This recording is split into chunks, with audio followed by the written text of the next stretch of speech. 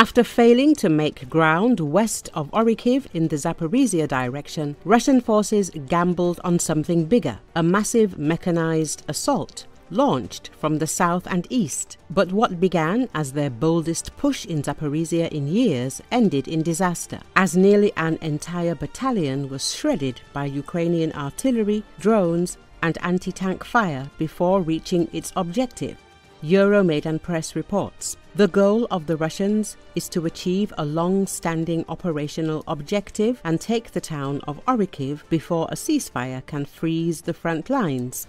Orikhiv is a relatively small town of nearly 14,000 people pre-war, but it is the largest and most strategically important settlement in this sector due to the many open fields here. Therefore, it is of high importance to both sides for its ability to accumulate a large number of forces. The Russians previously tried to achieve a breakthrough near Stepove and Mali Shcherbaky, to flank and approach Orikhiv to the west, but did not achieve further gains than their initial element of surprise had given them. So instead, they are now trying to approach the city from the south and east by conducting the largest mechanized assault seen in Zaporizhzhia in years.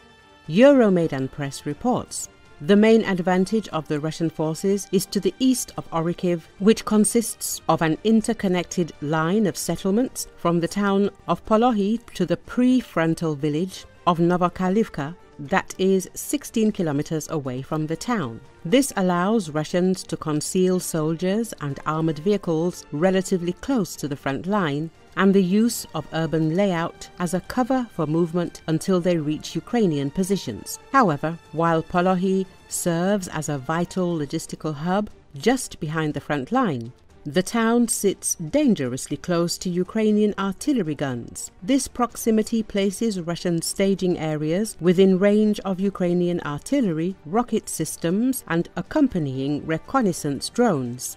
Furthermore, Ukrainian forces hold robust defenses in Mala Tokmachka, enforcing lethal fire control on any advancing Russian units. Euromaidan Press reports that south of Orikhiv, Russian troops around Kopani, Novoprokopivka and Robotyne have virtually no cover to conceal their advance. The terrain made up of open fields and settlements, completely reduced to rubble during Ukraine's 2023 counter-offensive, along with dense minefields, makes any assault costly from the start. Additionally, Russian assault groups must gather all the way in Tokmak, 23 kilometers from the front, stretching Russian logistics and allowing for easy detection by Ukrainian drones. The moment those columns roll into the open, Ukrainian artillery and drone crews stand at the ready to cut them down. Russians initiated their mechanized assault with over 40 armored vehicles, dozens of buggies and motorbikes for reconnaissance, and a total of 320 soldiers, making up almost a full battalion, combined with rear support elements. They launched their assaults from two pincers, from Kopani to Novodanilivka in the south and from Polohi toward Mala Tokmachka to the east.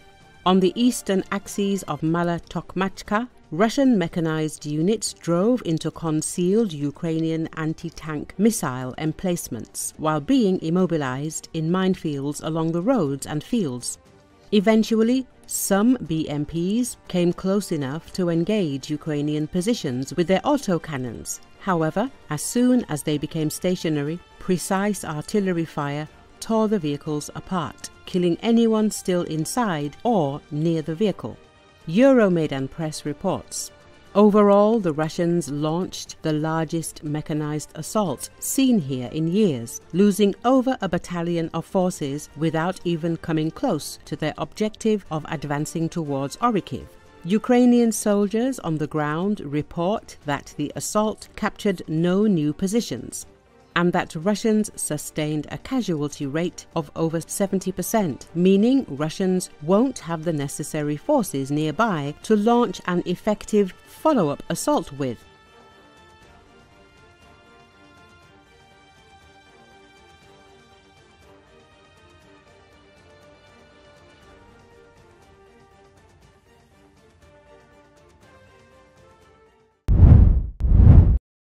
A senior Russian military official has been killed in a car explosion in Moscow region, local media reported on Friday, April 25. General Major General Yaroslav Moskalik, deputy chief of the main operational directorate of the General Staff of Russia, was blown up in Balashikha. The explosion occurred in the courtyard of a residential building in the military quarter, when an improvised explosive device filled with shrapnel detonated near Moskalik. According to reports, at about 10:40 a.m., a Volkswagen parked near the entrance detonated, at the moment when Major General Yaroslav Moskalik came out of the house. He was killed on the spot by the blast wave. According to reports published in Telegram channels, the force of the explosion was so great that it threw the general several meters away and damaged the windows in the house nearby. Kommersant mentioned a possible second victim, the driver of the car, but this information has not been confirmed by other sources.